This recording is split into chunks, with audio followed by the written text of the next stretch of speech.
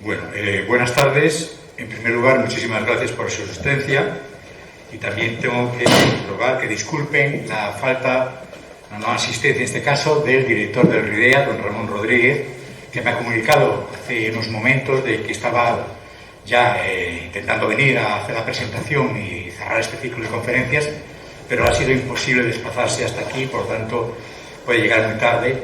Me ha pedido que comience ya la sesión para no tardar mucho tiempo, ¿no? Con la conferencia que va a pronunciar la doctora Leonor Castellón Peláez, que es catedrática de la Universidad de Oviedo, investigadora principal del Grupo de Ingeniería Ambiental, Residuos Ganaderos, Estiércol y Purines, es el título de la conferencia que va a impartir. Se va a cerrar este ciclo, que está dedicado a la producción láctea en Asturias, evolución hacia el reto circular 2030, ¿no?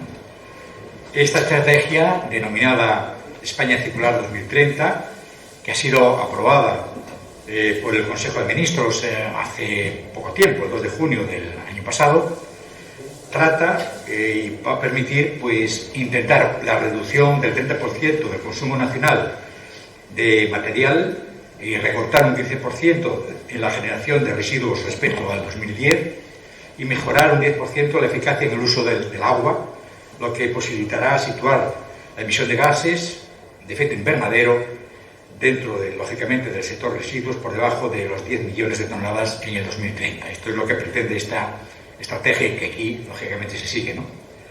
Las tres conferencias anteriores fueron pronunciadas por investigadores del Servicio Regional de Investigación y Desarrollo Agroalimentario del Principado de Asturias, es decir, del SERIDA, y hoy se incorpora, para finalizar el ciclo, la Universidad de Oviedo a través de la doctora Leonor Castellón Pérez, que, como ya hemos dicho, es investigadora principal del Grupo de Ingeniería Ambiental del Departamento de Ingeniería, Química y Tecnología del Medio Ambiente de la Universidad de Oviedo. Este grupo, desde hace más de 15 años, se dedica a la investigación con distintos objetivos, principalmente en el tratamiento y la valoración de residuos, tanto urbanos, agropecuarios y lodos de depuradoras, como de aguas residuales, aguas del sector siderúrgico y también del metalúrgico, lixiviados en vertederos, aguas fecales, etc., ¿no? Para su análisis, este grupo pues aplica tratamientos tanto biológicos, anaerobios como aerobios, y en concreto en las aguas residuales pues aplican los tratamientos biológicos como físico-químicos. También realizan estudios de sostenibilidad mediante la aplicación de herramientas de gestión, como el análisis de ciclos de vida y el estudio sobre contaminación atmosférica. Este grupo ha participado en numerosos proyectos de investigación financiados por entidades públicas, tanto de ámbito nacional como internacional, y desarrolla una investigación aplicada, con numerosos, lógicamente, proyectos y contratos de colaboración con diversas empresas. La conferencia de hoy, como ya hemos dicho, pues va a estar centrada en los residuos ganaderos más significativos, como son el estiércol y las purinas. Y con estas palabras de introducción ya doy paso a mi colega, el doctor Juan José Mangas, que va a hacer la presentación de la conferencia. Gracias, José. Buenas tardes, gracias por vuestra asistencia, gracias, Leonor, por tu participación en este ciclo. Bueno, como ha explicado Tomás, mi compañero Tomás, en fin, realmente toda la trayectoria que yo he podido leer del curricular de Leonor apunta a tener ya una experiencia muy consolidada en lo que son las tecnologías de ingeniería medioambiental y sus actividades de investigación acreditan que tienen un impacto muy notable en el ámbito de la ciencia y de la tecnología. Por tanto, nos encontramos con una excelente investigadora y profesora de la Universidad de Oviedo en el Departamento de Ingeniería Química y Tecnología de Ambiente de la Politécnica de Gijón, y por tanto es una satisfacción tenerla con nosotros para poder hablar de una temática realmente importante, muy interesante, que son los residuos ganaderos, unos residuos que la producción de leche fundamentalmente pues se tiene que enfrentar a ellos desde una doble vertiente. Por un lado, ver la parte de oportunidad que esos residuos tienen para su aprovechamiento, como explicará la doctora Leonor Castrillón, en la mejora de la eficiencia de la producción ganadera, y por otro lado aliviar o limitar las actividades de impacto ambiental, tanto en la parte que pueda corresponder a la contaminación de acuíferos por la presencia de altas concentraciones de nutrientes, de nitrógeno y fósforo, como en el caso de la contaminación ambiental por emisión de gases de efecto invernadero, de todos conocidos, metano, el óxido nitroso sobre todo, y el CO2. Y sin más, pues damos paso a que Leonor nos exponga su conferencia. Muchas gracias.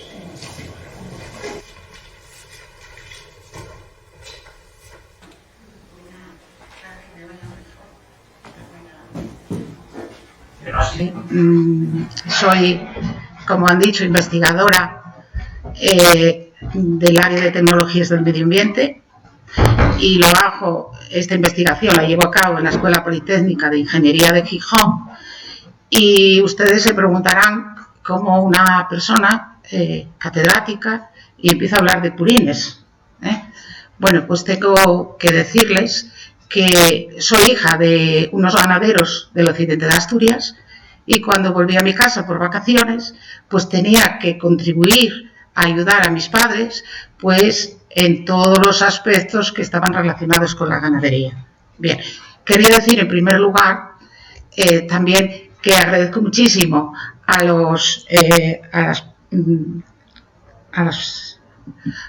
don Juan José Mangas y a don Tomás Emilio Díaz y al RDA el haberme invitado a impartir estas conferencias. Es un honor estar aquí y además en una sala tan estupenda y tan maravillosa. Muy bien.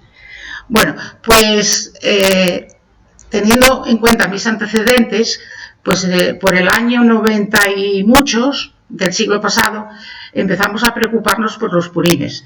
Esta preocupación venía porque empezaba a salir normativa europea, por ejemplo, la relativa a la contaminación por nitratos procedentes de fuentes agrarias.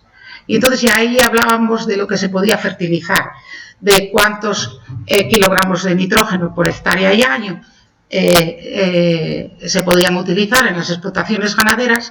Y bueno, conociendo el campo, pues empecé a preocuparme, bueno, pues la situación que podía venir en futuro.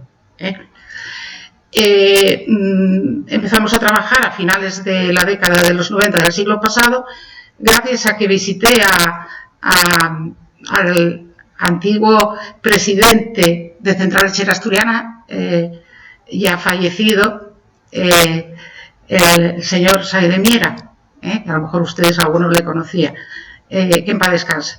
Lo hablamos con él y bueno, le pareció muy bien y nos facilitó o nos dio un dinero para empezar a trabajar en ese campo. Bien, de ahí que yo haya empezado pues al tratamiento de los purines, a llevar purines de vacuno en mi coche, recoger purines en una granja y meterlos en el maletero de mi coche y trasladarlos al laboratorio, conjuntamente con los becarios o contratados que había y con mis compañeros del área. Bien, ¿qué vamos a ver en esta presentación? Pues voy a hacer una definición de qué serían purines o qué serían estiércoles. Pasaré a continuación a analizar cómo varía el volumen y la composición de esos residuos ganaderos, analizar los impactos ambientales, estos que están tanto de moda hoy, y cómo se debería llevar, bajo mi punto de vista, la gestión de esos residuos ganaderos. Analizaremos al final la normativa aplicable, bueno, si no estoy mucho tiempo hablando, y unas conclusiones finales. Bien, según la Real Academia Española, pues el estiércol es el excremento de cualquier animal o la materia orgánica en descomposición, principalmente excrementos animales, que se destina al abono de las tierras. ¿Y qué es el purín? Pues es el líquido formado por las orinas de los animales y lo que rezuma del estiércol. Para que lo podamos entender mejor El estiércol es aquel material que se genera en la ganadería y que puede ser almacenado como sólido, mientras que el purín va a ser almacenado como líquido o como lodo, porque es como una especie de lodo con un contenido en agua muy elevado, como veremos a continuación. ¿De qué factores depende el volumen y la composición de los residuos ganaderos? Pues evidentemente dependen del tipo de ganado. El ganado vacuno, el purín del ganado vacuno no tiene la misma composición que un porcino. Por ejemplo, el porcino tiene mucho más nitrógeno que lo que es el ganado vacuno. Un factor muy importante es el tipo de explotación pues que utilice el ganadero en su explotación, valga la redundancia. Este volumen también depende del tipo de estabulación del ganado. Cuando el ganado está estabulado siempre, pues genera mucha cantidad de purines, generalmente, que después tiene que pues actuar sobre ellos de alguna manera. Generalmente, hasta ahora, lo que se está haciendo es utilizándolo como fertilizante. Bien, es verdad que a día de hoy ya tenemos una planta de tratamiento de residuos ganaderos aquí en Asturias. El tipo de almacenamiento en la fosa va a influir en la composición de esos residuos. Por ejemplo, el amoníaco. El amoníaco en la fosa, el purín tiene un pH ligeramente básico y, bueno, pues puede pasar a la atmósfera. Un purín recién producido, pues de vacuno, puede llegar a tener 3.000 miligramos por litro de nitrógeno amoniacal. Hay que tener cuidado porque en determinados procesos puede inhibirlos. También el tipo de alimentación y las condiciones ambientales. Todavía sigue habiendo fosas abiertas en un lugar como Asturias donde llueve mucho. Entonces, eso daría unas diluciones muy importantes de ese residuo. Vamos a analizar en primer lugar el tipo de explotación.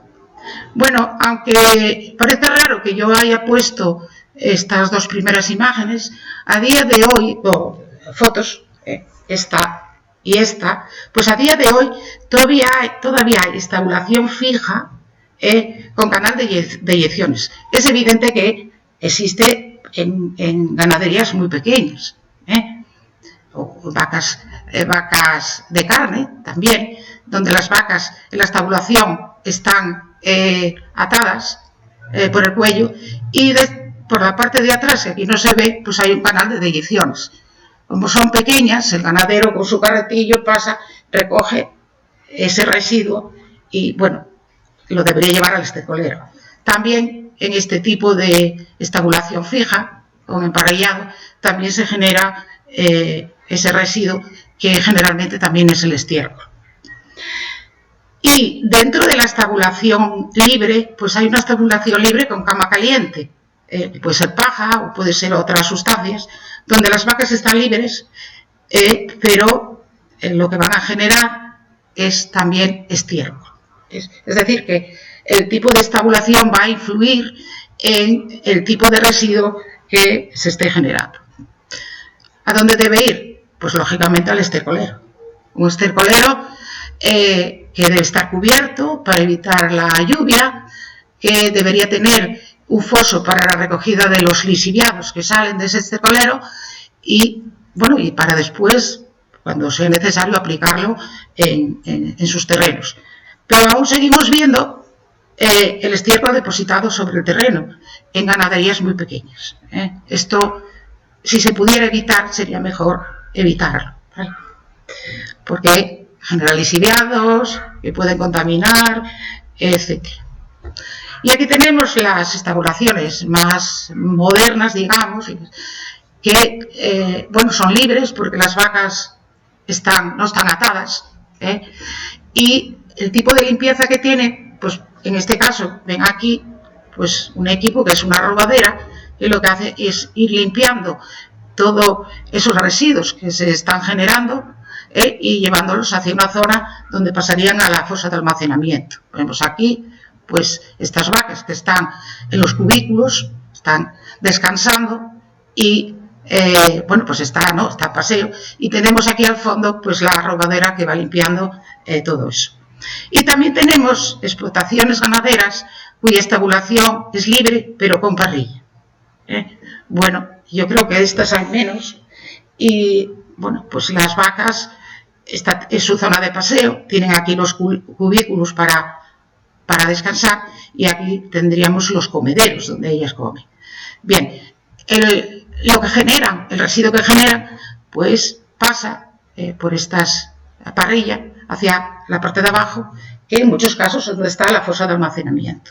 Bueno, pues esta fosa de almacenamiento puede emitir gases que, bueno, los están respirando los animales y, bueno, podría ser, son gases contaminantes. ¿Dónde se almacenan? Pues ¿dónde se deben almacenar los purines? En fosas, pero en fosas cubiertas, no herméticamente, porque en esa fosa hay un proceso anaerobio en el que las bacterias, en ausencia de oxígeno, producen biogás. Tiene metano, además de otras cosas, CO2, sulfídrico, compuestos orgánicos volátiles, etc. Por lo tanto, tiene que tener algún respiradero. Bueno, pues dicen que, bueno, que se puede recoger ese biogás e intentar aprovecharlo. Yo creo que desde el punto de vista económico, económico, no es demasiado viable. Y aquí tenemos una fosa sin cubrir. Bueno, aquí en Asturias las hay, pero eso lleva a que el ganadero tenga una cantidad de residuo de purín elevada porque tiene el agua de lluvia lloviendo. Entonces, ese señor va a consumir muchísimo gasóleo con su tractor en llevar eso a las tierras de cultivo, porque va a tener cantidades no solamente debidas al propio residuo, sino al agua de lluvia. Como les he dicho, empezamos a trabajar a finales de los años 90 del siglo pasado, bueno, pues con los purines. Hicimos una encuesta en 400 granjas, visitándolas todas.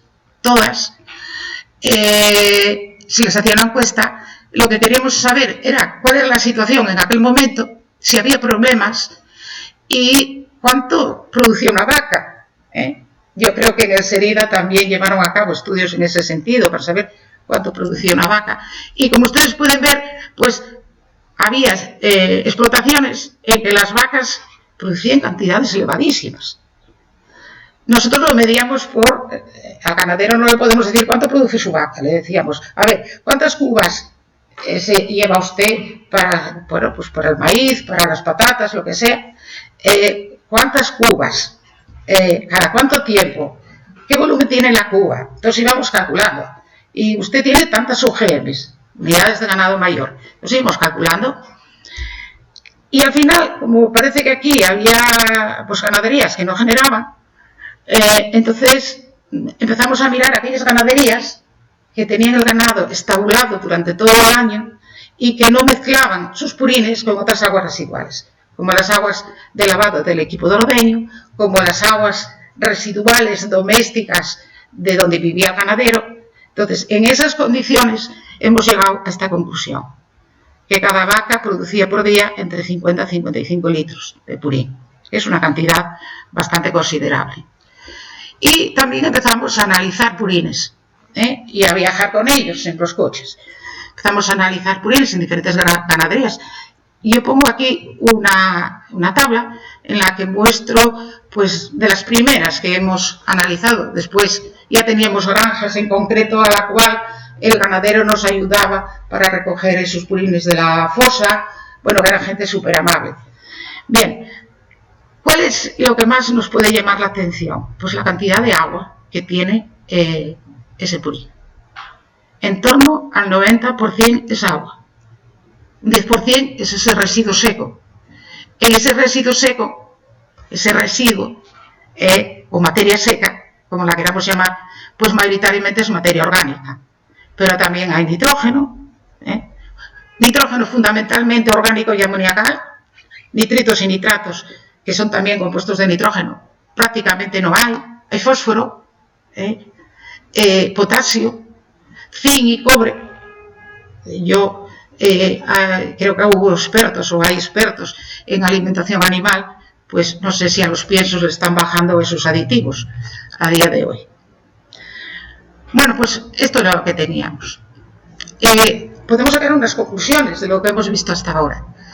La producción de purines oscila entre 50 a 55 litros por vaca y día, presentan elevadas cantidades de agua, son ricos en nitrógeno, presentan cantidades también altas de fósforo, aunque menores que de nitrógeno, y llevan pues, algunos metales pesados en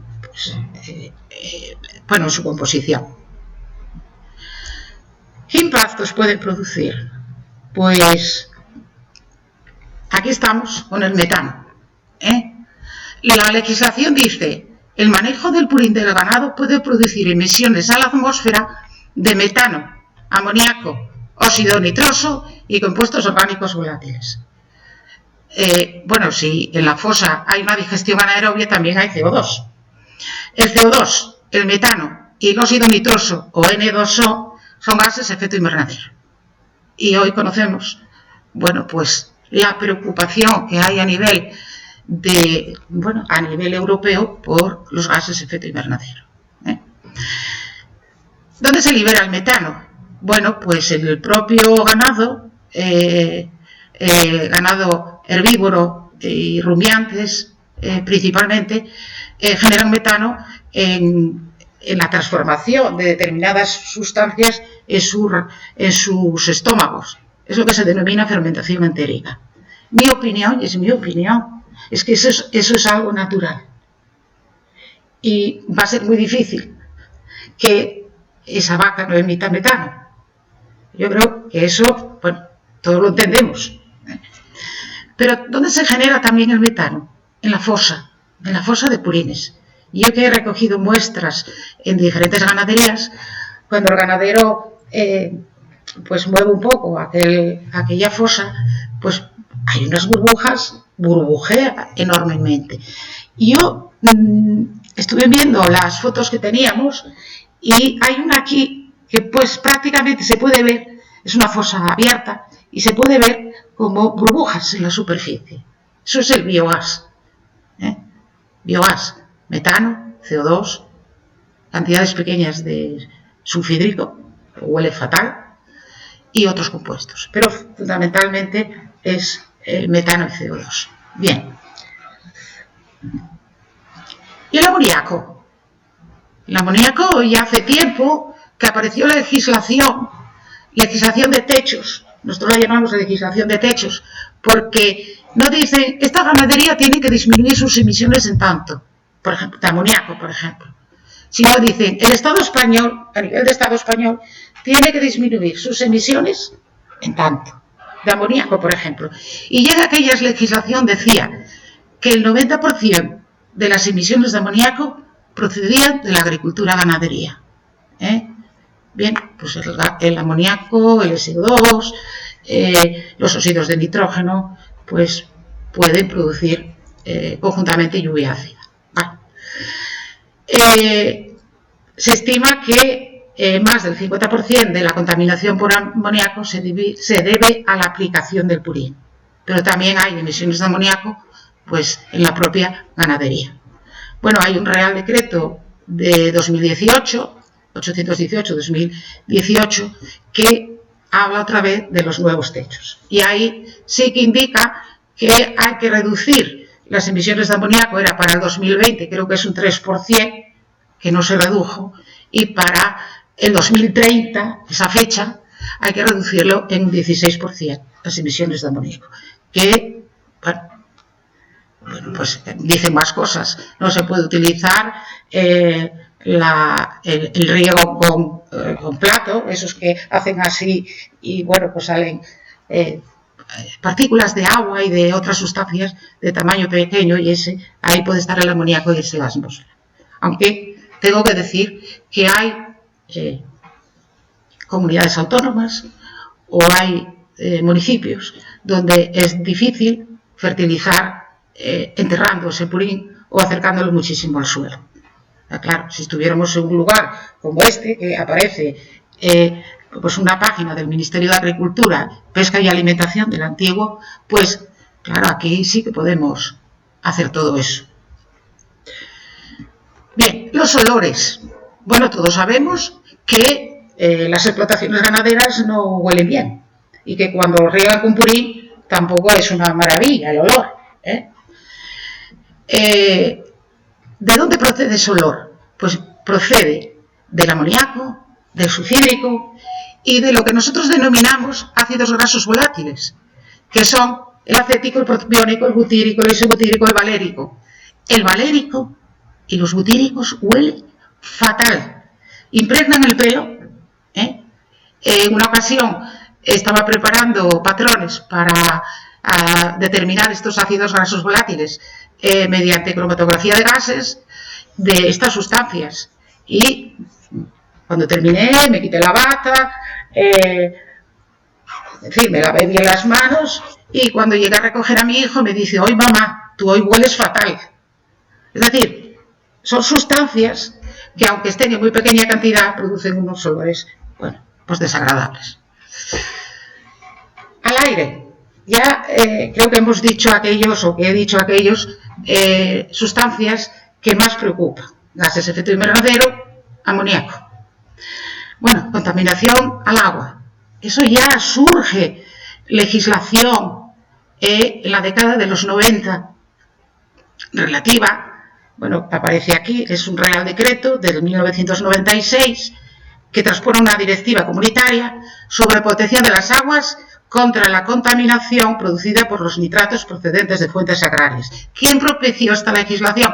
Los holandeses, porque tienen la capa freática muy alta y, claro, tenían ganadería porcino, por ejemplo, y, bueno, pues contaminaba. En aquella época, no sé si hoy lo siguen haciendo o no, sí he leído que no quieren tener granjas de porcino, entonces lo enviaban a Cataluña. Enviaban sus cerditos de pequeños a Cataluña y cuando ya estaban grandes se los llevaban otra vez. Eso lo he visto y lo he leído en una revista científica, Tecnología del Agua. Por eso Cataluña tiene muchos problemas con este tipo de residuos. Bien, entonces, unos purines tienen materia orgánica. ¿Qué hace la materia orgánica? Consumir el oxígeno disuelto en el agua. Tienen compuestos nitrogenados, de fósforo, de potasio, tienen algunos metales. Bueno, pues esos pueden pasar a las aguas, sobre todo a las subterráneas. Una vez que hemos visto un poquito de qué son los purines, qué características tienen, qué efectos pueden producir, pues vamos a iniciar esta cuarta parte hablando de la gestión de esos residuos. Bueno, las leyes de residuos, y la ley o las directivas siempre hablan que la gestión de los residuos debe hacerse siguiendo la jerarquía de opciones, que son, primero, minimizar o reducir, después reutilizar, después reciclar, después valorizar, y el último es la eliminación. Bueno, pues vamos a empezar por el origen. Reducción en origen, reducción de caudales. Estos purines no presentan solamente ese 90% de agua, porque sí, sino que si esa fosa está abierta, ese contenido de agua es mucho mayor. Cuando se lava, procurar gastar, si se lavan las instalaciones, procurar gastar el menor contenido de agua, etcétera. Es decir, disminuir el consumo de agua. Y reducción de componentes en los alimentos. Reducciones de nitrógeno, metales, en los piensos, modificando la dieta de los animales. Este dibujo que yo muestro aquí viene en los documentos BREF, o mejores técnicas disponibles. Y es un cerdo, no estamos hablando casi de vacuno, pero es un cerdo. Aunque es de hace bastantes años, no sé cuánto esto se habrá podido modificar.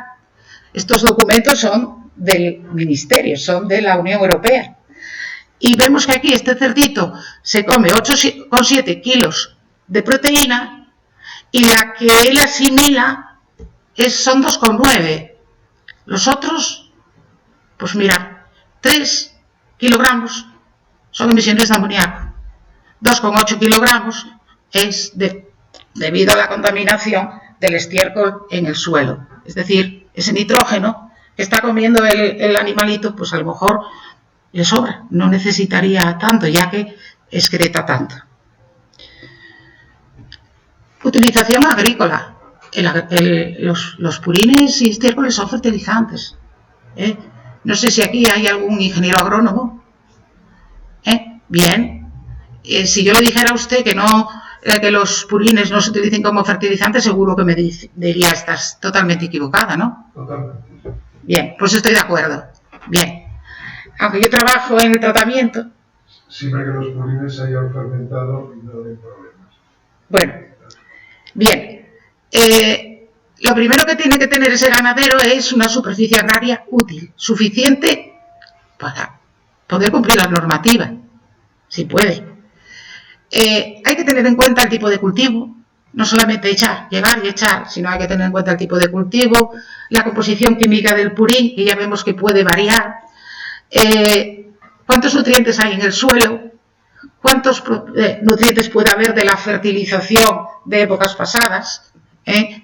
Y bueno, ahora nos están diciendo que hay que cambiar, habrá que cambiar el modo de fertilizar esas tierras. Es decir, qué sistema de aplicación se va a utilizar para utilizar esas deyecciones ganaderas o purines en las tierras de cultivo o pues en los pastizales, por ejemplo.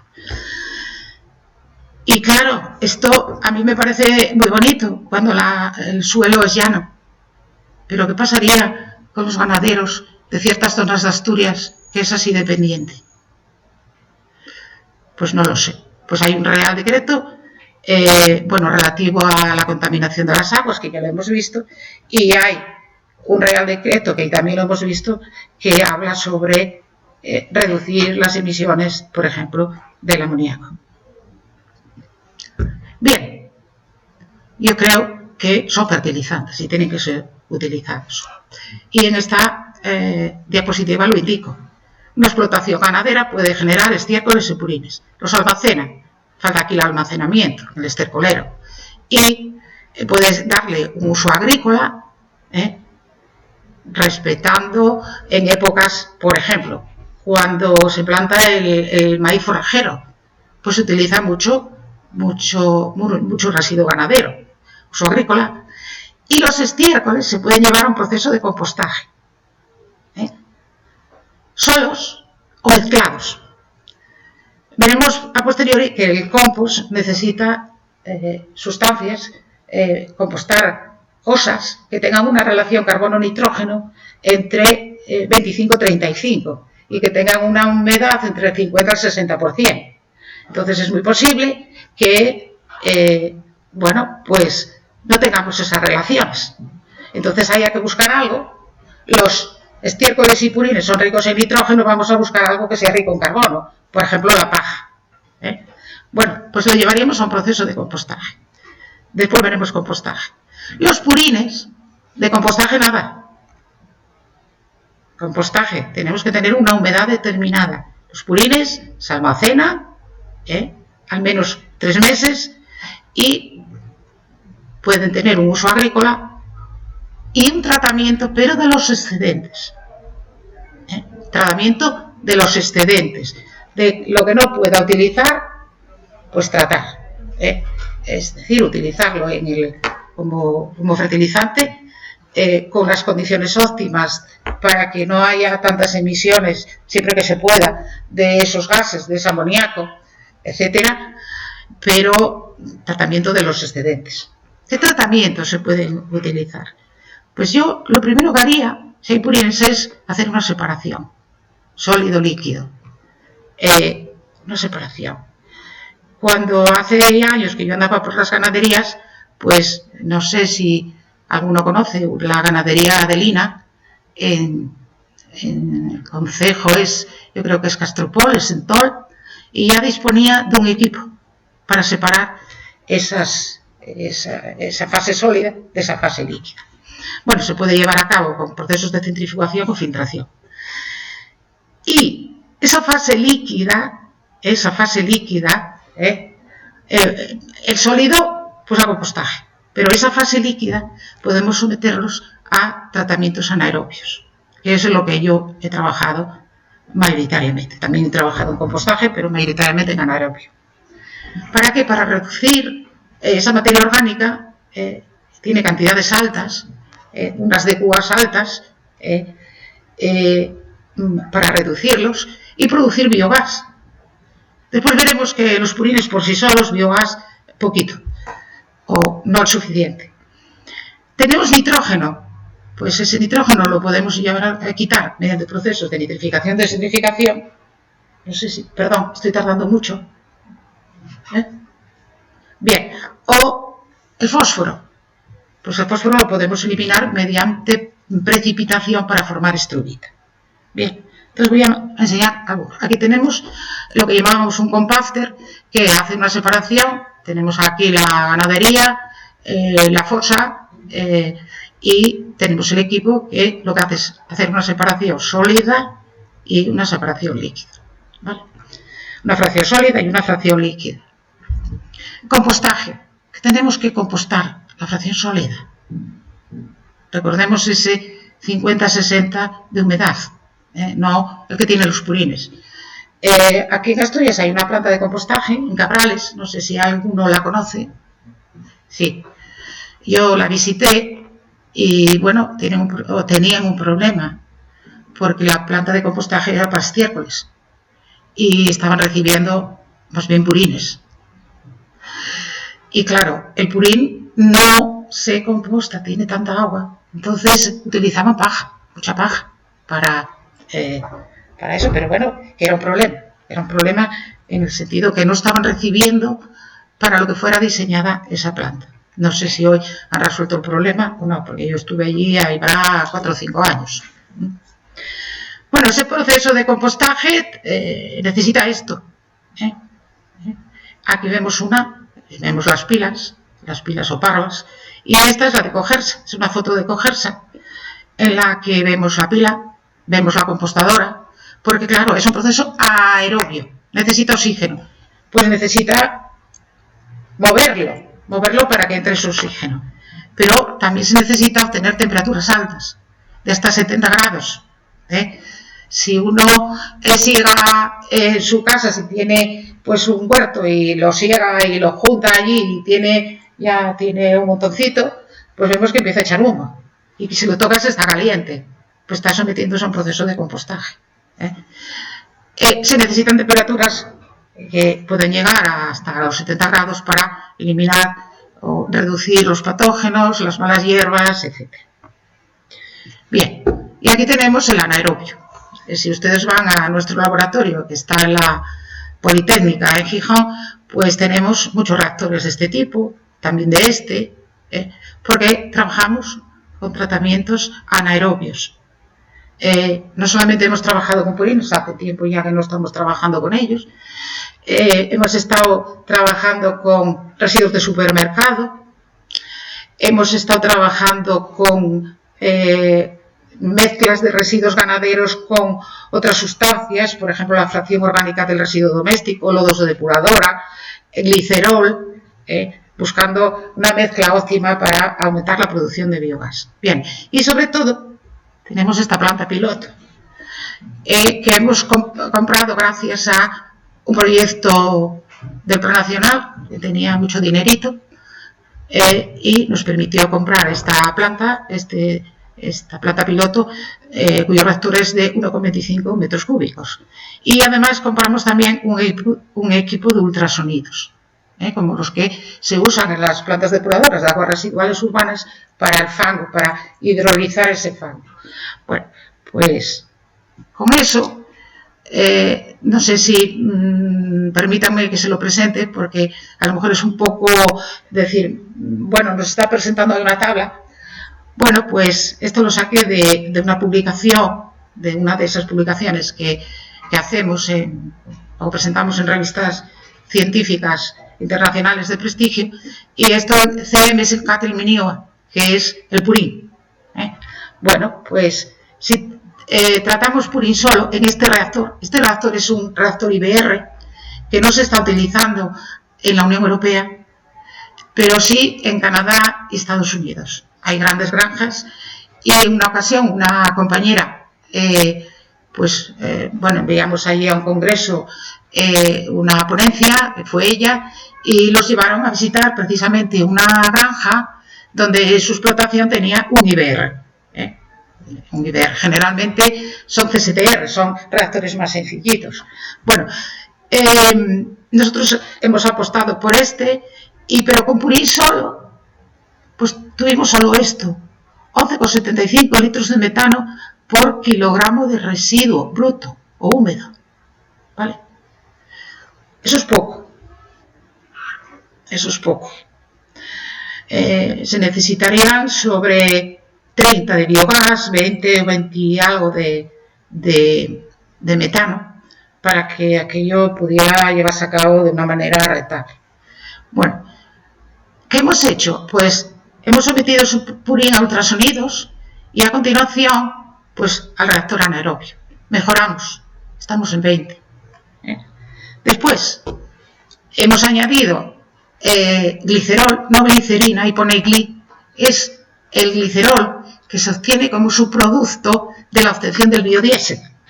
Es decir, hemos participado en un proyecto ProBiogás, ustedes pueden buscar en internet ProBiogás, en el que hemos actuado muchísimos socios, tanto empresas como universidades, como institutos tecnológicos, en ese proyecto. Y unos trabajábamos con purines de vacuno, nosotros trabajamos con purines de vacuno y glicerol. Otros pues trabajaban con purines de cerdo y otras cosas. Bueno, pues al añadir ese glicerol que tiene metanol y el metanol es precursor del metano en los procesos anaerobios, ya vimos que aumentaba. Si a esa mezcla la sometemos a una sonicación previa, pues vemos que ya estamos cerca de los 50 metros cúbicos de biogás por kilogramo de residuo. Eso ya es otra cosa. Bien, tenemos nitrógeno. ¿Qué hacemos con el nitrógeno? Es orgánico y amoniacal. ¿Qué hacemos? Pues ese nitrógeno se puede someter a un proceso de nitrificación-desentrificación. Hace años que hemos hecho estudios de nitrificación-desentrificación con purines. Recientemente los hemos hecho con residuos de supermercado. ¿Y qué hacemos? Pues mediante estos procesos podemos transformar el nitrógeno amoniacal en nitrógeno gas, mediante los dos. Nitrógeno gas es el aire, está en el aire, no es problema. Con los dos procesos, la nitrificación y la desnitrificación.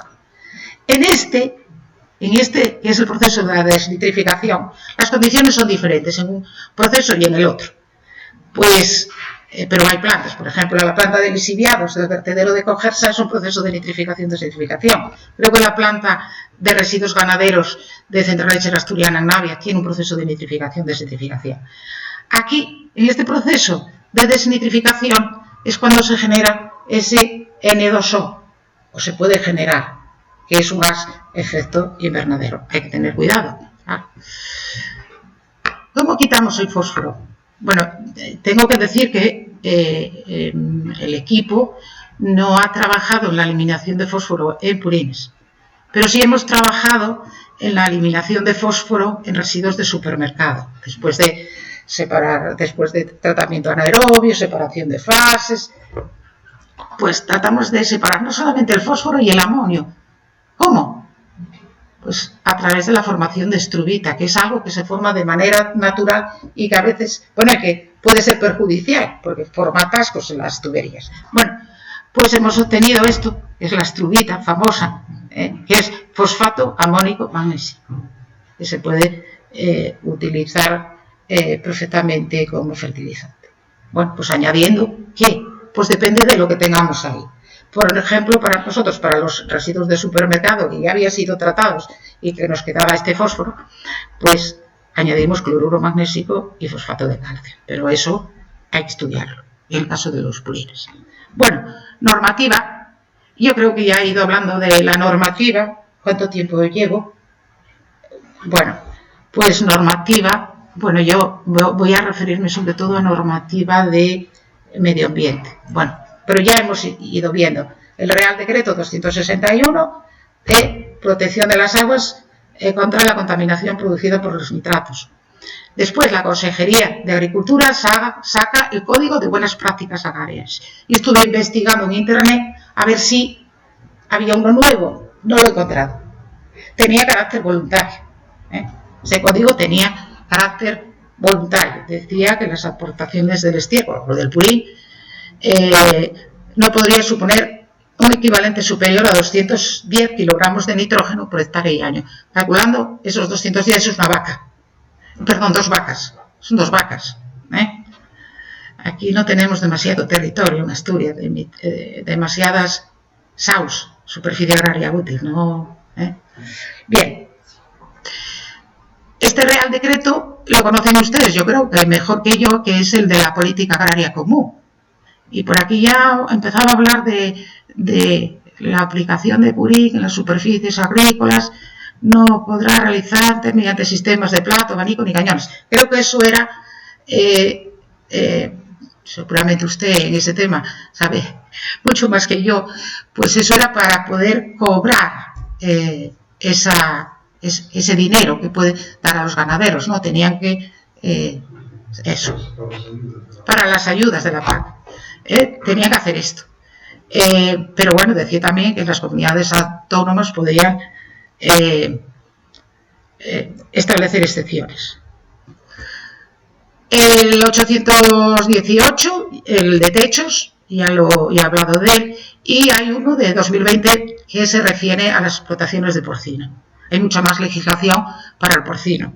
De hecho, aquí tengo la Ley 16/2002 de Prevención y Control Integrados de la Contaminación, que está derogada, ya está derogada, pero la he sacado porque fue la ley que transpuso una directiva muy importante, quizás sea la legislación más importante en el campo del medio ambiente, y ya decía que las instalaciones, pero se estaba refiriendo sobre todo a gallinas, a cerdos de cría y cerdas, las que cumplían esto, debían disponer de autorización ambiental integrada. ¿Vale? Hoy es el Real Decreto Legislativo 1/2016, el que, bueno, pues esta fue sustituida, pero fundamentalmente por esto. ¿Qué debe notificar un ganadero de estos? Pues metano, amoníaco, óxido nitroso, PM10. Yo creo que en Asturias sé que había una granja de gallinas que superaba los 40.000, no sé si ha desaparecido o no, pero solamente hubo una ocasión en que solo había esa, y hace unos años, y porcino, pues que yo sepa no hay. Puede haber un cerdito, 2 cerditos en la ganadería para consumo propio, pero no hay. El problema lo tiene, en cuanto a cerdos, lo tienen especialmente en Cataluña, que, bueno. Tenemos también la Ley 21/2013 de Evaluación Ambiental, que dice que aquellas granjas que se quieran implantar en un lugar es para gallinas, para pollos, para cerdos de engorde, para cerdos de cría. Antes tienen que disponer de la evaluación ambiental ordinaria.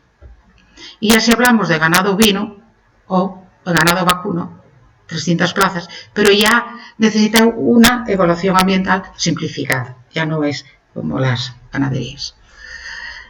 Y aquí tenemos un Real Decreto 100/2011 que desarrolla la Ley 34/2007 de calidad del aire, en la que me aparecen de nuevo,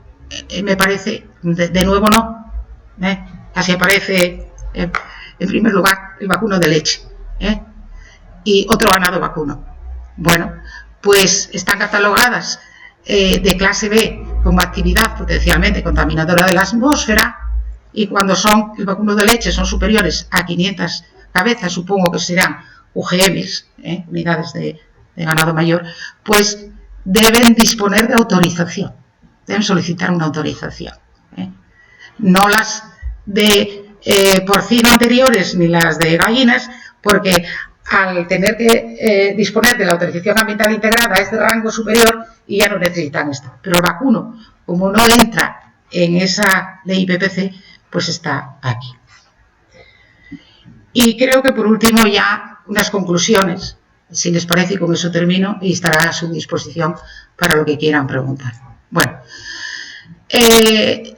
Para la reducción de emisiones procedentes de la ganadería, pues las técnicas nutricionales, aplicación de técnicas nutricionales, la adaptación de los piensos, etcétera, sería importante. Yo espero que eso ya se esté haciendo, adaptar esos piensos y que eso que van a excretar, pues si es posible que se elimine en el alimento en gran medida. A lo mejor estoy diciendo una barbaridad.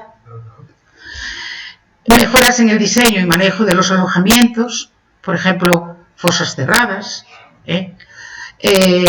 disminuir las superficies de enrejillado hasta donde sea posible. Yo creo que, en primer lugar, por el ganado, porque si tienen las rejillas debajo, están saliendo pues metano, amoníaco, sulfídrico, etcétera. Después usted me dirá. El manejo adecuado de los estiércoles líquidos y sólidos, bases de almacenamiento que tengan una capacidad suficiente para almacenar ese residuo, que no es un residuo, porque si va a ir al campo, pues no es un residuo, es un recurso para el ganadero.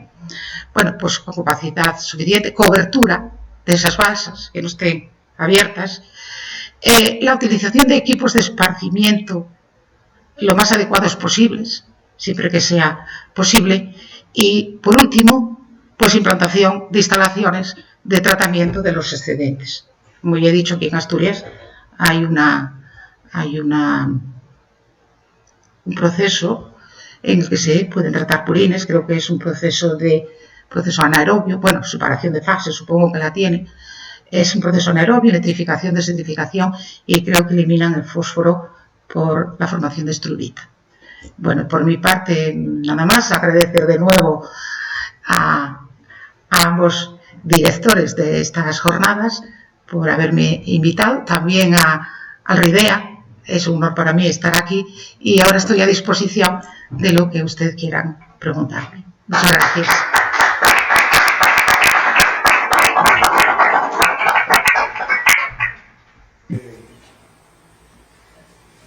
Vamos a casi 40 años estudiando purines. Llevo casi 40 años estudiando purines, compostaje, estiércoles. Muy bien. Siempre. Sí. Y desde luego, recorriendo cientos de ganaderías, sí. También he trabajado en granjas que había gallinas, cerdos, de todo. Sí. Evidentemente Cataluña es la tierra de los cerdos. Sobre todo en Lérida y Gerona, tiene el 44% de la cabaña nacional. Hay más cerdos que personas. Sí, lo he leído. Y ahí el purismo es el mayor problema que tiene ambiental, porque ha contaminado la práctica totalidad de los acuíferos. Ya no solo es el egoísmo, en detrimento de lo que hicieron los holandeses, que condimentaron la cantidad de cerdos por hectárea, y entonces ya no podían cebar todo lo que luego consumen y procesan. Mucho mejor llevárselo a los españoles, que allí no hay apenas leyes, pues si las hay, y no se cumplen. Bueno, yo en el tema de los purines, que conozco muy bien, sobre todo las explotaciones del occidente de Asturias, pues llevo 30 años trabajando en ellas, siempre me llamó la atención de que se mezclase continuamente en las explotaciones el purín fresco con el purín que ya está en el depósito. Se exige a los ganaderos que construyan un depósito costosísimo para almacenar tantos meses de producción de purín, y luego es muy difícil tanto limpiarlo como procesarlo. Desde luego, nunca se le permite fermentar para eliminar parte de los problemas que va a tener luego, eliminar las semillas de malas hierbas, los microorganismos patógenos, alcanzar la temperatura adecuada y utilizar o no el gas que se emite. Para la explotación ya solo le faltaba al ganadero tener ese tipo de problemas, ¿no? Pero siempre se ha echado los purines de la forma menos adecuada posible al terreno. Hace ya decenas y decenas de años que existen unos artilugios que se colocan después de las cubas, y en vez de esparcirlos, que ya el primer problema es para el propio ganadero, y todo, cuando tú ves cómo lo aplican, es tremendo el impacto local, porque enseguida pasa, pero bueno, tardas 2 o 3 meses en poder aprovechar los forrajes del lugar donde lo eches. pero siempre podían haber hecho, en vez de extenderlo con fuera expansión, siempre lo podían haber depositado con unas tuberías. Es un método de lo más antiguo y de lo más eficaz. Ya no digo enterrarlo con una especie de cultivadores a una determinada profundidad, eso ya es muy difícil en este tipo de praderas, pero lo que es depositarlo en superficie, en vez de espolvorearlo, la verdad es que la pérdida de nitrógeno que se ha tenido hasta ahora es brutal y a nadie le ha importado. O sea que yo aconsejaría que se estudiase el aprovechamiento de lo que se tiene para poder compartimentarlo y por lo menos dejarlo fermentar más tiempo, ir cerrando uno y entrando con los purines al siguiente, y entonces eliminaríamos parte de los problemas. Pero mi pregunta es, como habéis estado trabajando en purines, yo conozco muy bien todo lo que es el compostaje, la relación 30-1, la que tiene que haber siempre aire, la composición que se hace, todo. Desde lo de, claro, yo no creo que haya sido adecuado encargar a una empresa que solo entiende depuración de aguas residuales, como es Asturagua, la planta que hay en Cabrales y por allí, pues, es muy poco, es muy ineficiente y lo que no se puede mezclar con los esto es cierto. Pero los purines, ya evidentemente los de vacuno no producen suficiente metal. ¿Habéis estudiado qué se puede añadir de otros residuos, por ejemplo, restos de alimentación? O, bueno, claro, si aquí tuviésemos gratas de porcino, produciría más metano, pero con el vacuno, con el purín de vacuno, ¿cuál es qué se le puede añadir para optimizar? Yo he visto el glicerol, del proceso de fabricación del biodiesel, pero y restos de alimentos o de otras producciones agrarias, lo que se encuentra en el campo. Vamos a ver, el proceso anaerobio quiere más bien cosas líquidas, no quiere, vamos a ver, uno puede meter un montón de cucho. Hace muchos años en Luarca hubo un ganadero que, muchos años ya, que bueno, pues metió un montón de cucho en un digestor, él venía de Francia y para obtener biogás lo dejó ahí. En Luarca. Pero visité uno que tenía un depósito de barro. Ese lo visité, supongo que es el mismo, es en el Concejo de la Caridad. Sí, yo lo visité. Y hace muchos años, porque aquel señor se jubilaba, no tenía hijos y aquello lo visité, vi el digestor, que primero lo tenía al norte y claro, el proceso anaerobio tenemos que tener una temperatura fija. Entonces se trabaja en ese caso de la planta que mostré, estábamos trabajando en rango termofílico, 55 grados. Hay que obtener biogás para calentar la planta y después que me sobre. Yo lo vi ahí y el señor nos contaba, muy gracioso, que al principio habían tenido problemas con el gas que se generaba, porque claro, ellos primero lo pusieron al norte, después lo pusieron al sol, a la zona del sur, el sol, lo pintaron, creo que lo pintaron de negro para que los rayos solares, y al principio lo que tenían problemas era con el biogás, porque andaban colocados, nos decía, era el sulfídrico. Pero después el señor se sentía como un poco abandonado, que nadie había de la administración, nadie le hacía caso, pero él investigó y metió limaduras de hierro, entonces ese sulfídrico quedaba como sulfuro de hierro, y ya no le llegaba pues a donde se estaba utilizando. Hay países en vías de desarrollo que tienen digestores. Bueno, yo digo aquí que no es, a nivel europeo, el purín solo no va a dar suficiente biogás, pero la India y China son países donde ya desde el siglo pasado, en los años 60, había muchísimos reactores. Un señor que tenía 4 vacas y tenía su reactor anaerobio y utilizaba ese biogás para cocinar. Bueno, pues por ejemplo las mujeres no tenían que ir, que eran las que iban a buscar la leña, porque tenían aquí el biogás, enchufaban, tal. Había muchísimas plantas, de hecho había un reactor tipo chino y un reactor tipo indio.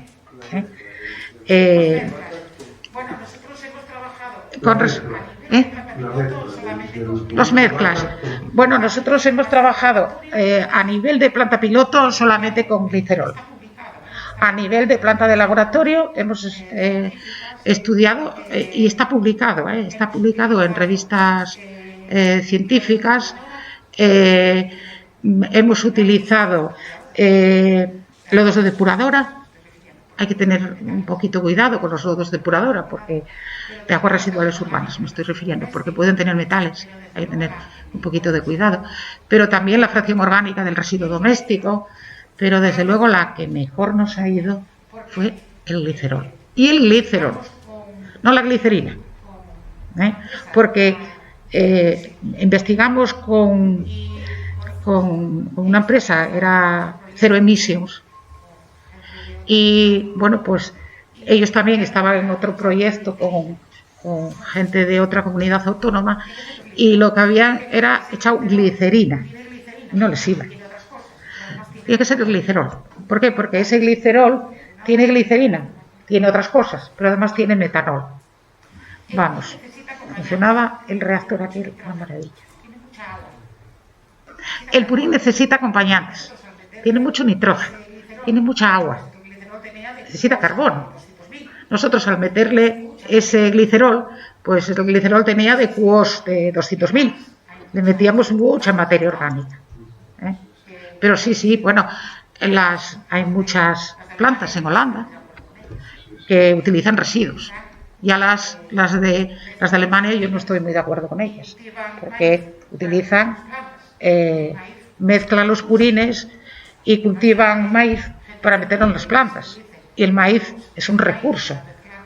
Que pase hambre gente en el mundo y que se utilicen ese maíz para mezclar con los estiércoles para obtener biogás, pues no. Pero los holandeses utilizan principalmente, y hay muchas plantas. Si busca, no sé si a lo mejor ya lo has visto. A lo mejor que ya lo has visto, las plantas danesas.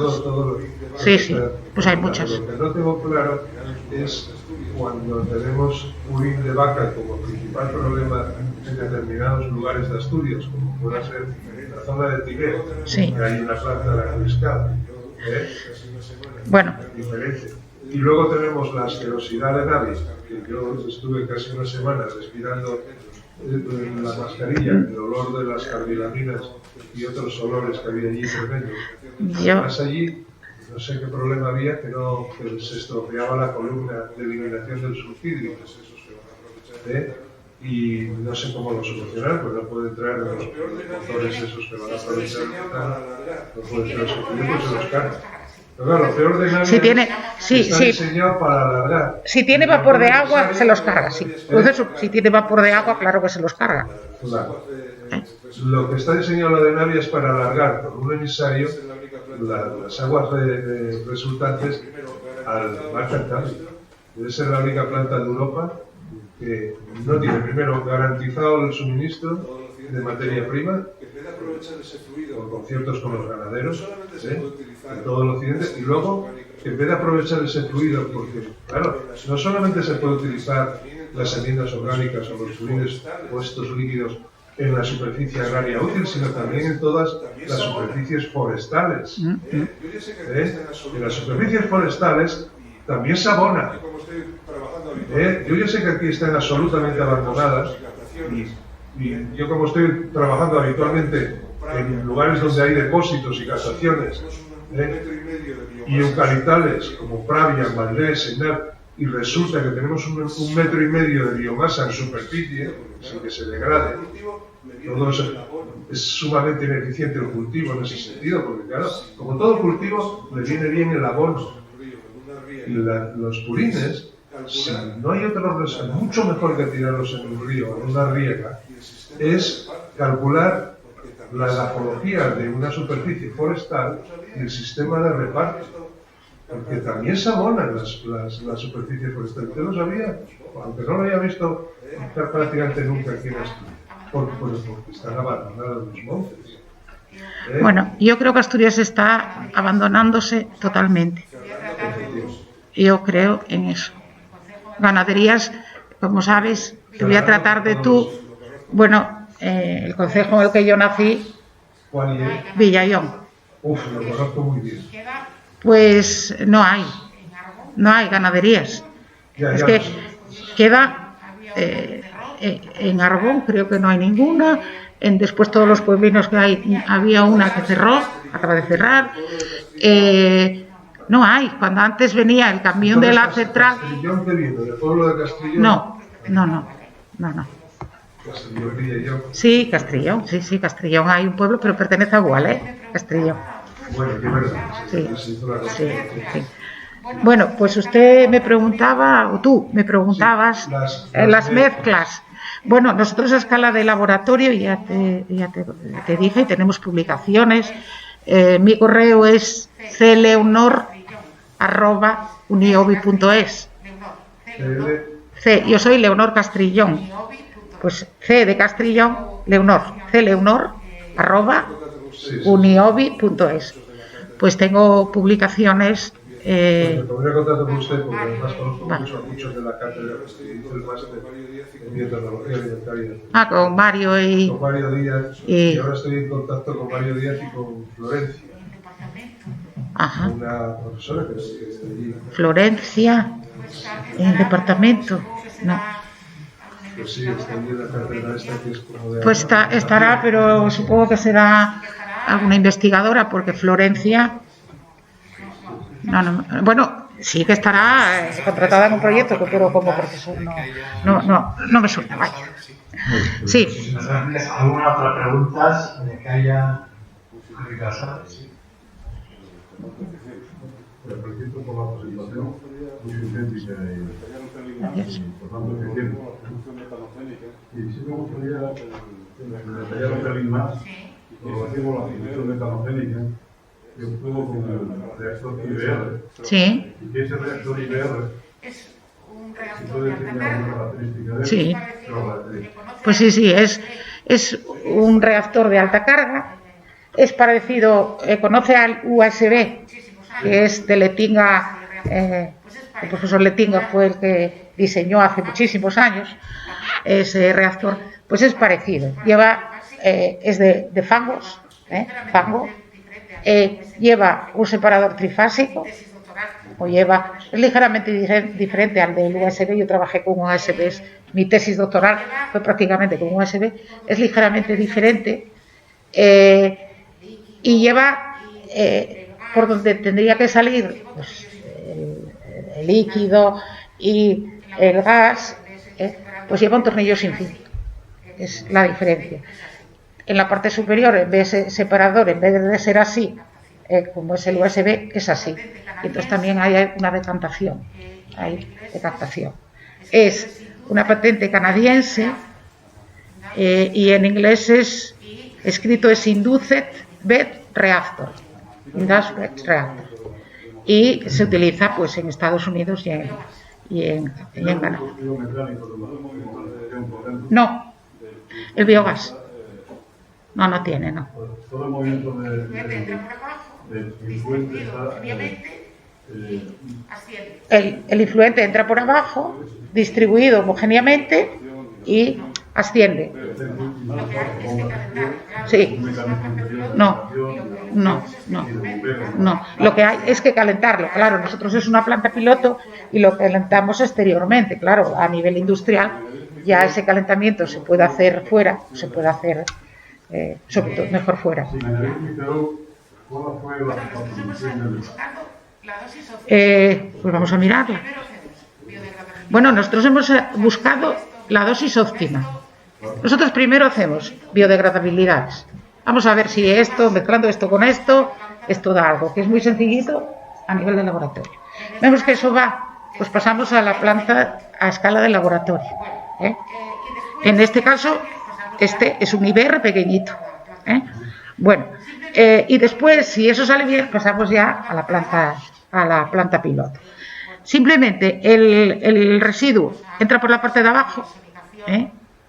Bueno, si lo sometemos a un proceso de sonicación, tenemos sonicadores a escala laboratorio y tenemos ese que ya es un poco ya más grande. a escala más industrial. Entonces, asciende y se encuentra con eso, ese separador, que es así. Nosotros tenemos una publicación en que tenemos el esquema. Si me mandas un correo, pues intento enviártelo. Entonces, es así. O sea, todo esto asciende. ¿Qué pasa por ejemplo, hay biogás, y entonces coge una partícula, asciende esa partícula, pero choca contra esto y entonces vuelve. Hace como una especie de sedimentación. Entonces, el gas sale porque el gas, el gas hay que tener un cuidado con él, que no se pierda. De hecho, yo, cuando empecé a trabajar con biogás, tenía unas tuberías, las que había cogido por allí. Y cuando analicé, en vez de biogás en vez de metano tenía oxígeno y nitrógeno. Entonces empecé a trabajar con tuberías de las cocinas de la bombona de butano. Y ahí ya no pierde. Entonces tiene que ser un material adecuado. Bueno, pues estaba diciendo que se me fue el santo al cielo. Sí. Sí.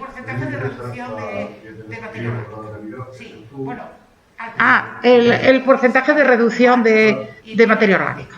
Sí, bueno, altas, no te puedo decir exactamente, pero altas, y tienen el artículo. Hablamos de reducción, hablamos de DQOS, o sólidos volátiles. Sí, altas. Sí, por ejemplo, en el caso de cuando el purín más el 6% de glicerina. ¿Por qué el 6%? Porque antes a escala de laboratorio hemos ido utilizando diferentes cantidades de glicerol. Pero claro, si pasamos de un 6, también ese metanol es tóxico. Entonces, esa es la cantidad que a nosotros nos salió idónea para producir más biogás. La anterior. Para ver la producción sin glicerol. Sin añadir hay que añadirle algo. Los purines un 20, sí, sin añadir otra cosa. Hay que añadirle algo. Los purines son ideales para añadir cosas porque tienen una capacidad tampón muy grande, y el problema de los reactores anaerobios es que hay que conocerlos. No es un grupo de bacterias, son varios grupos, que lo que genera una lo consume la siguiente, y lo que genera esa lo consume la siguiente, y así sucesivamente. Pero las últimas, que son las metanogénicas, crecen más despacio. Tenemos aquí a un señor catedrático biólogo. Esas metanogénicas van más despacito. Entonces, las que producen estos ácidos grasos volátiles van más rápido. Entonces hay que tener cuidado con lo que se alimenta, porque en el momento que empieza a haber ahí ácidos grasos volátiles, que empiezan a aumentar, sube el pH y todo aquello. Bueno, yo tengo que decir que muchos reactores anaerobios no funcionan, porque la persona que los... Bueno, lo voy a decir con humildad, porque un reactor anaerobio no puede ir una persona que no sepa nada de anaerobio a llevarlo adelante, porque no va a tal. Yo conozco un reactor anaerobio que debe llevar funcionando 40 años, trabaja con un residuo muy bueno también. Es la planta de Accor, la azucarera de Accor en Valladolid. En ese proceso que tiene un agua residual, claro, es rica en azúcares y eso está bien, pero funciona maravillosamente bien. Yo la he visto puesta en libros internacionales de tratamientos anaerobios. Es decir, funciona estupendamente bien. Además, esa planta no está funcionando continuamente, porque hay épocas en que hay y otras épocas que no. Y sin embargo funciona. De hecho, nosotros, cuando tenemos algún problema con nuestros reactores anaerobios, pues vamos a buscar para utilizar como inóculo el fango de esa depuradora. Nos desplazamos hasta Valladolid y le traemos. Hay que tener mucho cuidado con los reactores anaerobios, porque o que alguien dice, pues voy a meterle aquí, no, eso no se puede hacer. Hay que ir poquito a poquito y que aquello no se acidifique. interesantísimo, pero no hagas más preguntas porque si no... No, yo no tengo problema. Aquí los que mandan, los directores, pues eso. Entonces, las intervenciones se llaman más.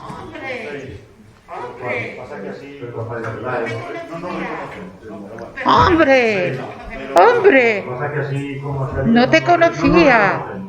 Perdóname, sí que nos conocemos mucho. Por hacer unas matizaciones, porque salió un par de comentarios. Sí. La dichosa planta de nada. Sí.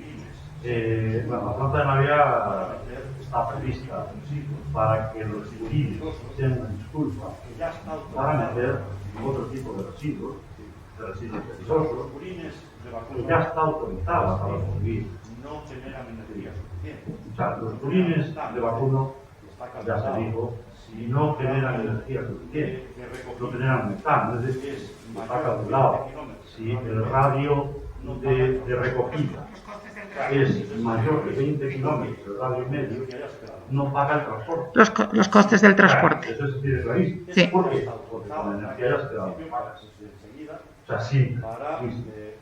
Esa ya está autorizada, además, desde el principio, para recibir residuos e incluso residuos de la planta. ¿Qué pasa con esa planta? Que ahora mismo tiene más arena la planta que la planta. Se metieron purines de explotaciones con camas de arena. Entonces está destrozado el interior de varios mecanismos de la planta.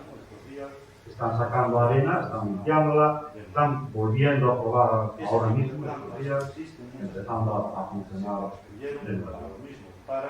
Ese tipo de plantas que existen muchas en Europa se construyeron para lo mismo, para recibir residuos de ciudades. Lo que pasa es que están instaladas en otras ubicaciones, no donde está ubicada la Navia, que tiene vertidos a menos de 100 metros de arriba y que salen por la cuneta. Eso es una verdad. No hablemos más de eso. Yo no sé que existía, pero ni la visité ni la conozco. Sé que sí me interesé por sí, sé que sí me interesé por ella porque estaba puesto en la maqueta en la feria de muestras. Y yo pregunté quién estaba allí, que me explicara un poco. Y ella me dijo, esta persona de la central lechera, pues que me conocía a través de otras personas de la central, pues me dijo, ponte en contacto, tiene que ponerse en contacto contigo el técnico que estaba preparando todo, pero aquel técnico nunca tuvo tiempo. Ya no está. Bueno, no sé, como digo, bueno, sé que hay otro antineo de la cual prefiero ni hablar. Sí que me gustaría hacer una matización más de la posición, es que el Código de Buenas Prácticas Agrarias sigue siendo voluntario. Voluntario porque solo en esta aplicación sí se determinan zonas vulnerables. Zonas vulnerables. Y no hay definida ninguna zona vulnerable. Sí. Entonces, no es Bueno, Rafael, eran 210 kilogramos de nitrógeno por hectárea y año, y si eran vulnerables eran 170. Claro. Sí, pero bueno, lo de las 210 es en un periodo transitorio de 4 años de vigilancia que no supere los 50 miligramos de nitrato. Miligramos, sí, de nitratos en aguas, me parece que era, sí. Pero entonces sigue siendo de aplicación voluntaria. Voluntaria. ¿Qué pasa? Pues obviamente, como bien dijiste, como legislativamente no se puede obligar, sí que obligan por la vía de las subvenciones. Si quieres la subvención de la PAC, cumples esto. Y ahí es donde se está estableciendo esa limitación. Ojo, ¿qué va a pasar cuando no, bueno, para 2030 hay que reducir las emisiones de amoníaco? Y han dicho hacía muchos años que el 90%, era algo más del 90%, procedían de la agricultura ganadería. ¿Qué va a pasar cuando eso no se disminuye? También me parece muy bien, pero que se utilicen esos equipos siempre que sea posible. Pero yo he visto en Tineo a un señor con un cañón, porque era así. Y claro, ahí, con un tractor, si va el tractor hace esto. Entonces, eso habría que contemplarlo de alguna manera, porque hay una zona ahí que vive de eso. Vive de eso. ¿Cómo se podría arreglar? ¿Cómo se podría hacer? Vamos a ver, en toda la zona de la Marina, que son llanos, pues, en fin, y además ahora lo que está quedando son ganaderías grandes, pequeñas es el señor que se jubiló y quiere tener 3 vacas porque le encanta y se entretiene. Creo que queda más o menos claro el tema Nuestras conclusiones, yo creo que quedan el uso de las purines. más o menos claro el tema. Si no hay alguna otra pregunta más en la sala, pues solamente un anuncio y si no hay alguna otra pregunta estas más 4 en la conferencias sala, que se han impartido, pues solamente un anuncio y siempre estas 4 conferencias que se han 30 serán impartido publicadas por Euridea y en el Boletín de Ciencia y Tecnología, bien como libro 30 aparte, serán guión publicadas por de los Euridea contenidos de los y en textos el Boletín de Ciencia y Tecnología y como libro aparte, Euridea. los contenidos de los textos y las funcionalidades también de Veamos ya publicado estas 4 Esperamos conferencias. que este año Y nada más, les curso espero para otras veamos ya charlas de este tipo, publicado otras conferencias. Y y si nada más, quieren espero para volver las a asistir a a las las mismas, mismas pues, conferencias, muchas gracias por su existencia y si levantan que resistencia. ustedes volverán a asistir a las mismas. Muchas gracias por su asistencia y se van a presentar.